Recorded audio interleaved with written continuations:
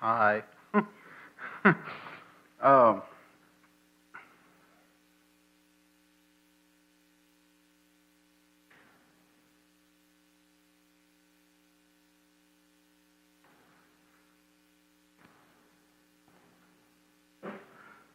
so like Gary was saying, he asked me to preach, and at the point I had nothing whatsoever, and was just like, I'll pray on it. And before I even got home, it was maybe a couple miles down the road. I turned around and heard I was listening to a song, and later found out that the song had nothing to do with what I got, and which was crazy enough as it was. And uh, but so I because I was like, man, because I was like, man, this is great. Like the thought process now, I gotta find everything else to go with it, and uh, but it's something that we all use every day, and uh, we all guilty of it. There's no doubt about it. And it's checklists. Ain't nothing wrong with them. They're great tools, and that's what they are, is tools. Um, when in the concrete industry, when the mixer truck, we doing pre-trips and stuff, you got a checklist you got to go through.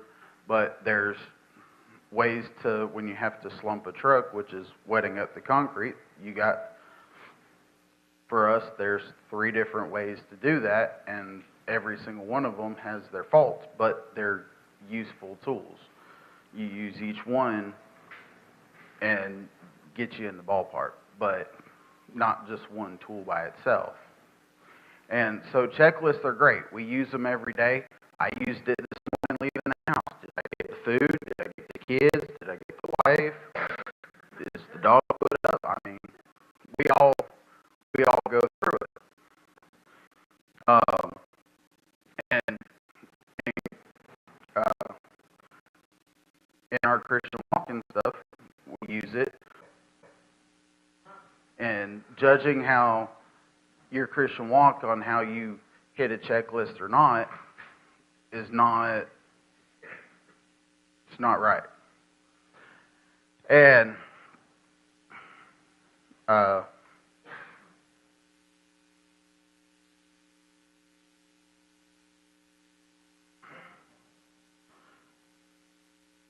the one article I read called it checklist Christianity, and it's trying to follow the rules and the laws to cover, to justify if you're being good or if you're on the right track or not, which once again is great. It's for the tool that it is.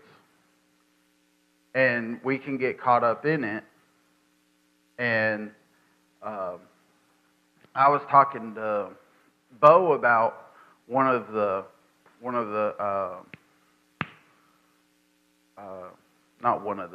was talking to him about the song, and one of the lines was that they were sitting in the back pew and hoped that God could reach them and stuff, and kind of really pointed out that there was a reverse to it, and not that if I'm checking my checklist, but the judgmental, and it's another thing to watch out for, is judging somebody else off of your checklist. Are they speaking the way that I would like it to be spoke? Are they didn't sing that song how I would have sung it, so they failed at that song.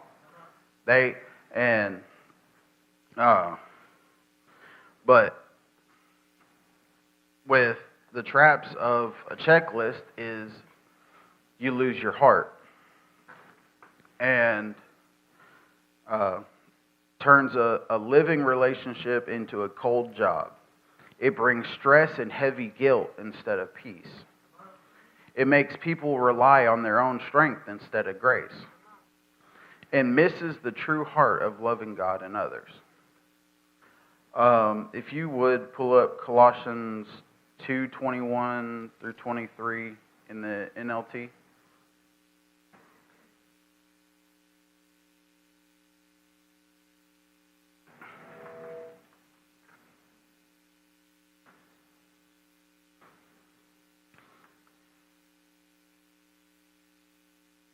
Don't handle, don't taste, don't touch.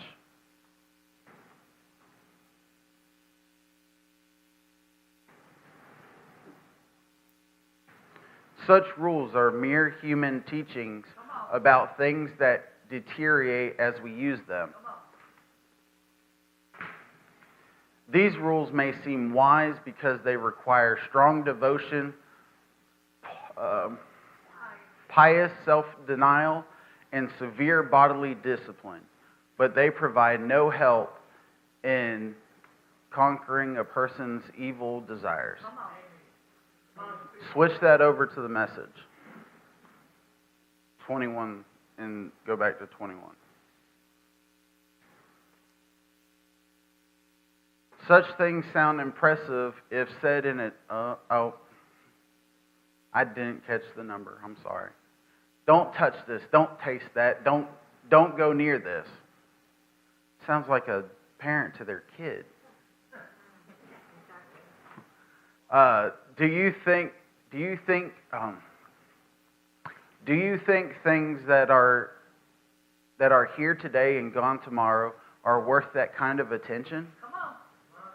Such things sound impressive if said in a deep enough voice. Don't touch that.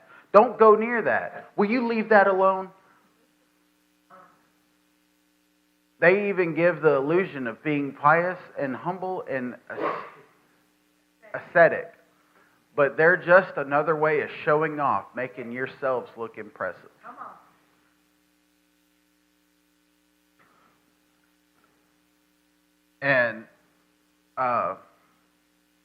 And that's the one good, that's one thing with the checklist. It's great, okay, I need to do this, I don't need to do that, it gives you something, a guideline.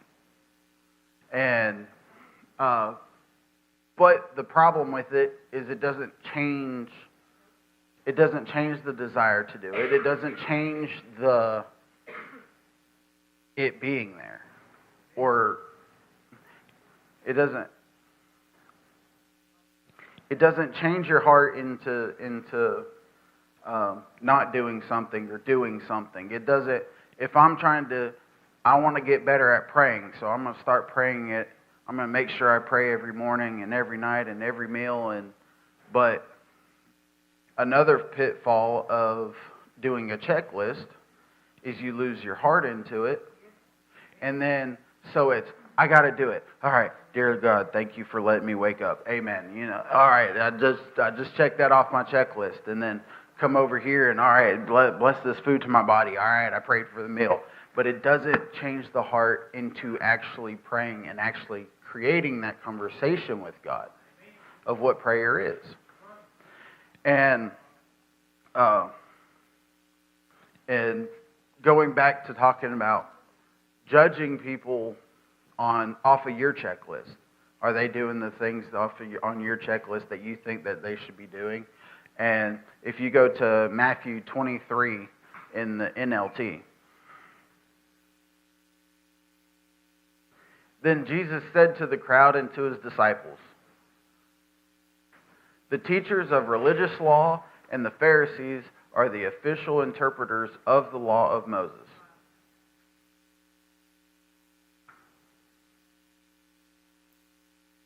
So practice and obey whatever they tell you, but don't follow their example, for they don't practice what they teach. Pause right there for a second. Because they don't practice what they preach, or Yeah, they don't practice what they teach. So if judging somebody off of your checklist and then you just don't do it, well, you just need to pray more and then never prayed a day in your life. But going into details, go to. They crush people with unbearable religious demands and never lift a finger to ease the burden. Everything they do is for show. On their arms, they wear extra wide prayer boxes with scripture verses inside, and they wear robes with extra long tassels. And they love to sit at the head of tables at banquets and in the seats of honor in the synagogues. They love to receive respectful greetings as they walk in the marketplace and to be called rabbi.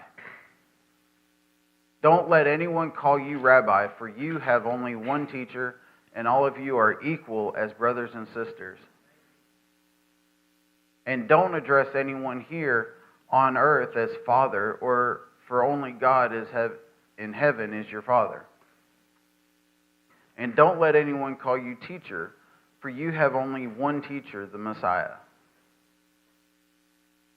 The greatest among you must be a servant. But those who exalt themselves will be humbled, and those who humble themselves will be exalted. What sorrow awaits you, teachers of religious law, and you Pharisees, hypocrites, for you shut the door of the kingdom of heaven in people's faces. You won't go to yourselves, and you won't go in yourselves, and you don't let others enter either. What sorrow awaits you, teachers of religious law, and you Pharisees? Is that it started the same for a second. Hypocrites, for you cross land and sea to make one convert, and then you turn that person into twice the child of hell you yourselves are. Blind guides, what sorrow awaits you, for you say that it means nothing to swear by God's temple, but that it is binding to swear by the gold in the temple. Blind fools, which is more important, the gold or the temple? What makes the gold sacred? And you say to swear by the altar and not binding, but to swear by the gifts on the altar is binding. How blind, for which is more important, the gift on the altar or the altar that makes the gift sacred? When you swear by the altar, you are swearing by it and by everything on it. And when you swear by the temple, you are swearing by it and by God, who lives in it. And when you swear by heaven, you are swearing by the throne of God and by God who sits on the throne.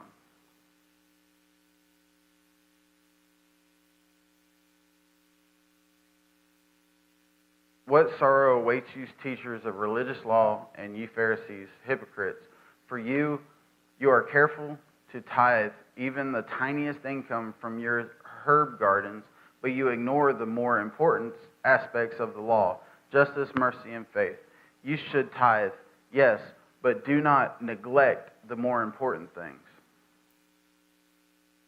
Blind guides, you strain your water so you won't accidentally swallow a gnat, but you swallow a camel. What sorrow awaits you, teachers of religious law, and you Pharisees, hypocrites, for you are so careful to clean the outside of the cup and the dish, but inside you are filthy, full of greed and self-indulgence. You blind Pharisees, first wash the inside of the cup and the dish, and then the outside will become clean too. Hang on, let me reread that. First wash the inside of the cup and the dish, and then the outside will become clean too. I missed that. That's thinking just because you clean the inside of a cup, just the whole cup's clean.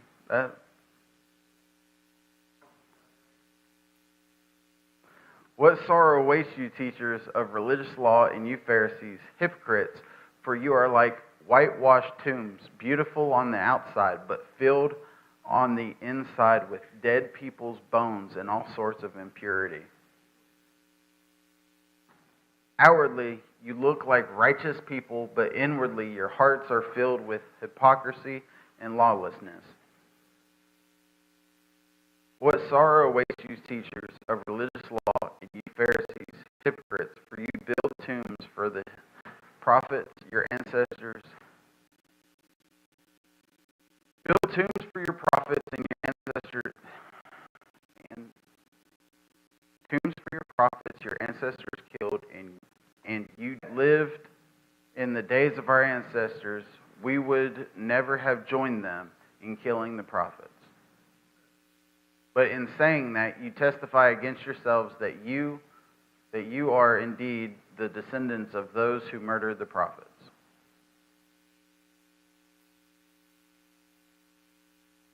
Go ahead and finish what your ancestors started.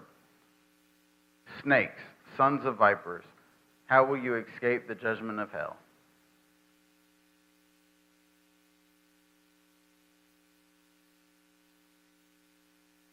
Therefore, I am sending you prophets and wise men and teachers of religious law, but you will kill some by crucifixion, and you will flog others with whips in your synagogues and chasten them from city to city. As a result, you will be held responsible for the murder of all godly people of all time, from the murder of righteous Abel to the murder of Zechariah, son of Berechiah, whom you killed in the temple between the sanctuary and the altar. How many more verses is there? Okay. I tell you the truth, this judgment will fall on this very generation. O Jerusalem, Jerusalem, the city that kills the prophets and stones God's messengers, how often have I wanted to gather your children together as a hen protects her chicks beneath her wings, but you wouldn't let me. And now look, your house is abandoned and desolate. For I tell you this, you will never see me again until you say, blessings on the one who comes in the name of the Lord.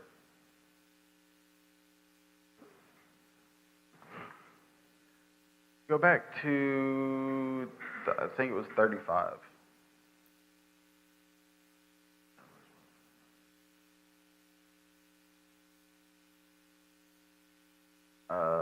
36. No, 34.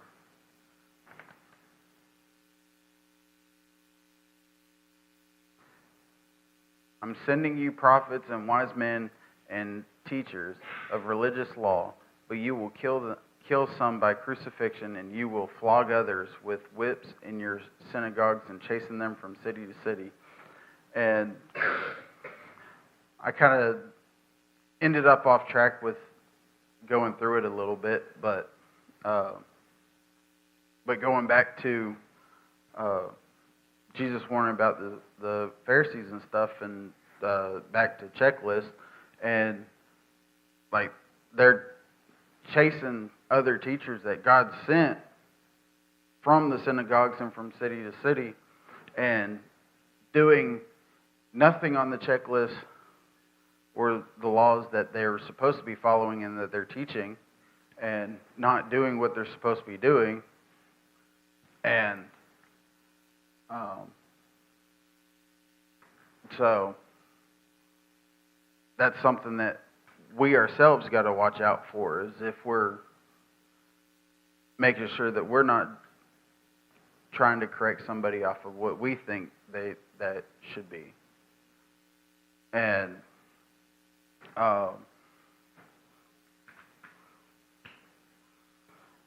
how to fix some of the checklist stuff, because once again, remember, it's a tool.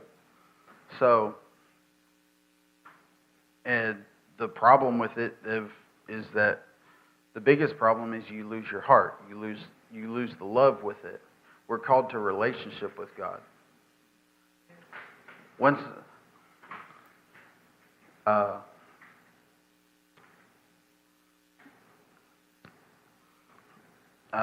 trying to show love to your spouse. Do you go through a checklist?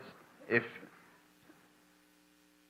you came home, Nana, and Papa had chores done around the house and had flowers and milk cooked and had everything like a checklist done, you'd think something was wrong, wouldn't you?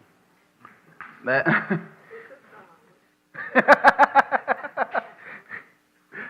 But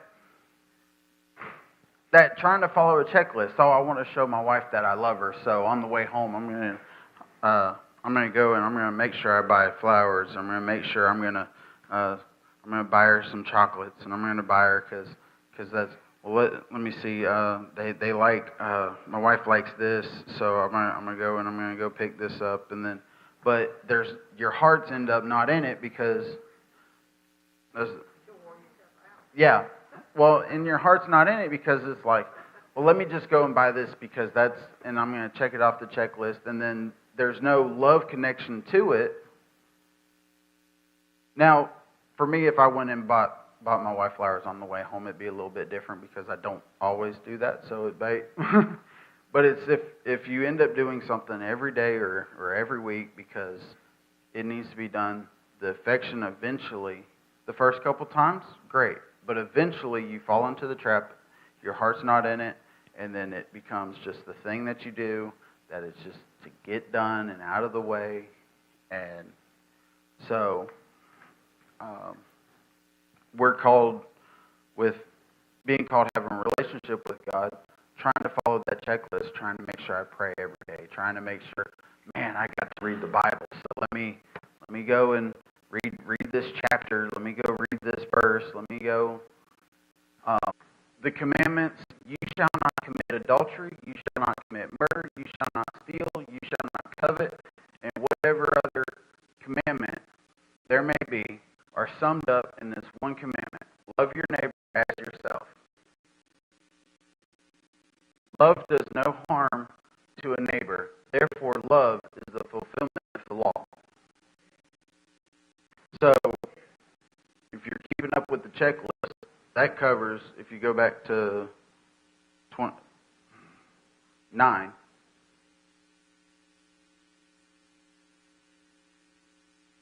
go back to 13:9.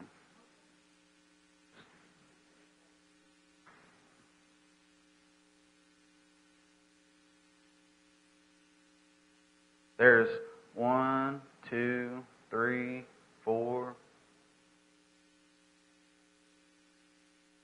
5 commandments checked off the checklist just by loving a neighbor.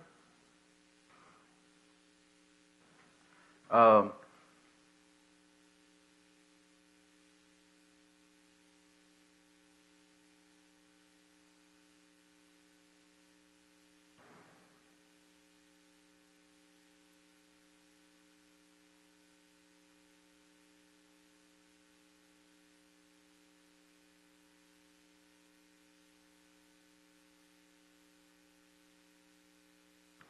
I already spoke that. Anyway, I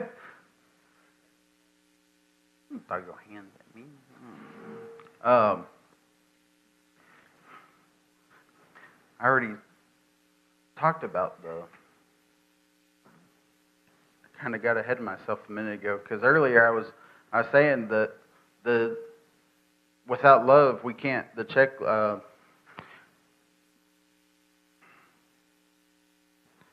our hearts can't change with the checklist, with following a checklist. It won't change our hearts.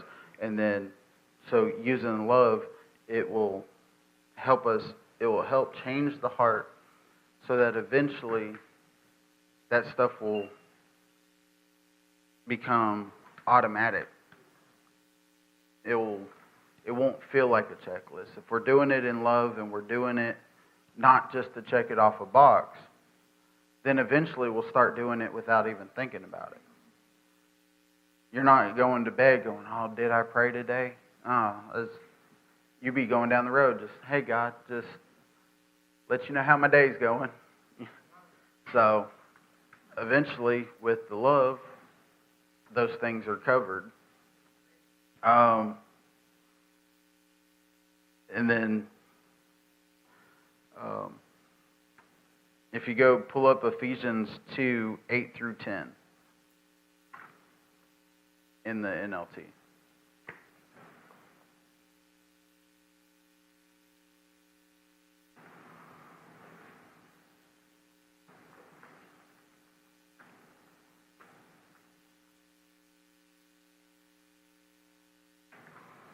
Also, another thing about the checklist is if you turn around and if you're trying to read, if you say, I want to read a chapter in the Bible every day, and then you go and start reading and you find something, you're halfway through a book or you're halfway through a chapter and God put something on you, wants to stick something out of that verse, but I got to continue reading.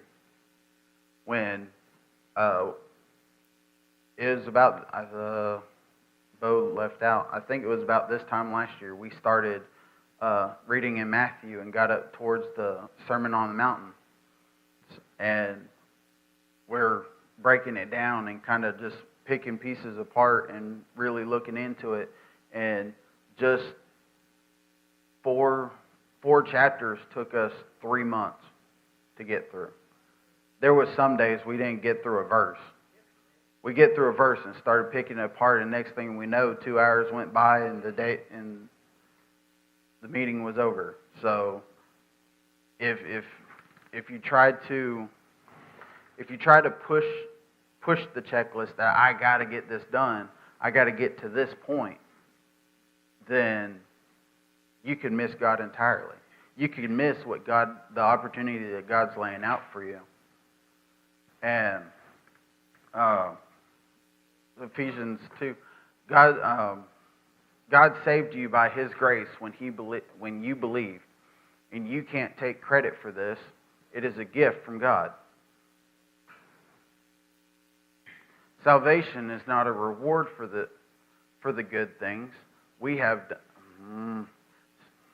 Salvation is not a reward for good things that we have done, so none of us can boast about it. For we are God's masterpiece. He has created us anew in Christ Jesus, so we can do the good things He planned for us long ago.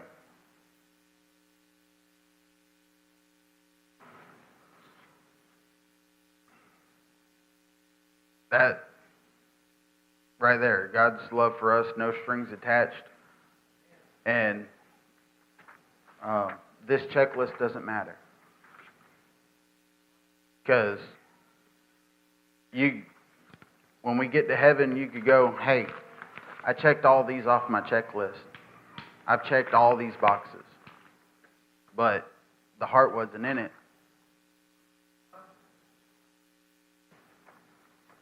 It doesn't matter. It doesn't matter if you checked 1 box a day, or it doesn't matter if you checked 6 boxes.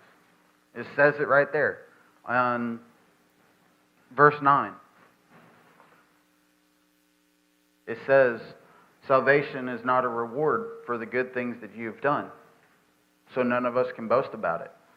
I can't sit there and say, hey, I've checked 6 boxes. You only checked 2. To God, those 2 boxes are the same as the 6. It doesn't matter if you checked any boxes. It says it right there. As long as in the first verse. Believe. So to remember that the checklist is a tool. A tool to help you gauge to make sure you're on the right track. rephrase the checklist.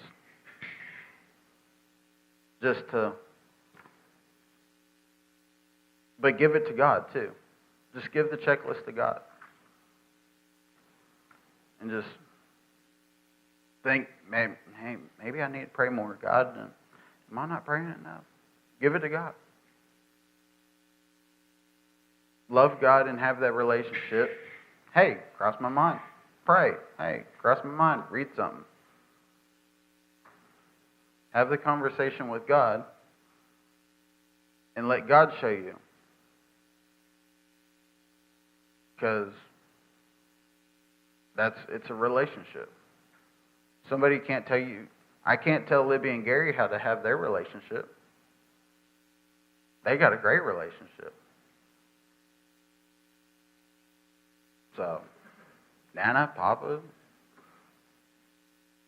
I can ask for advice. I can ask, but I can't follow the same things. What's Papa do to make Nana happy? You know, I can't go down that list and make my wife happy. So, no, she might be different. Nana might like one thing. My wife could hate it. If I go and do that, then it ain't going to be the same love. But that's getting into love, which is a whole nother mindset and relationship and stuff. So I'm pretty much done on the checklist. So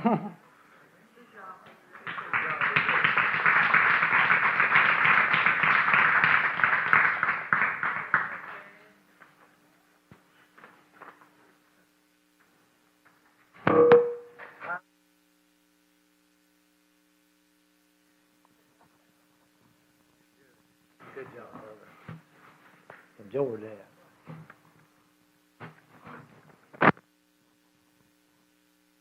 Have you got a checklist?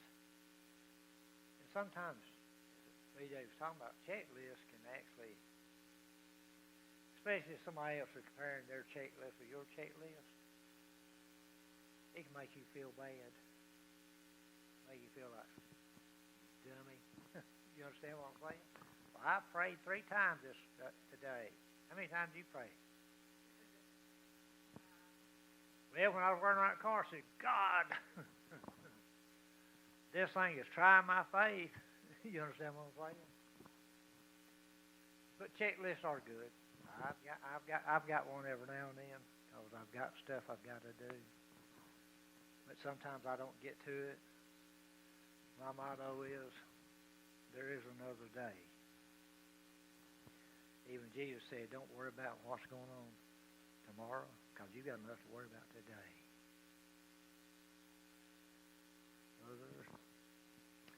Okay, good to have our visitors with us this morning. Oh, I guess anybody else got a word they want to share this morning?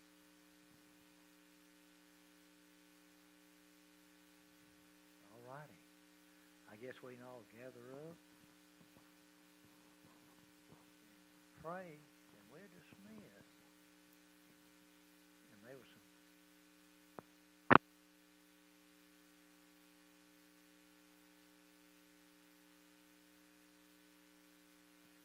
Oh, well, it don't say anything on the screen. That's written. Oh. Okay. To the ones that are listening online and looking online, we appreciate you. We love you. Be back next Sunday if you can. May God bless you this week in His love and tender mercies. And we love you. Have a blessed week.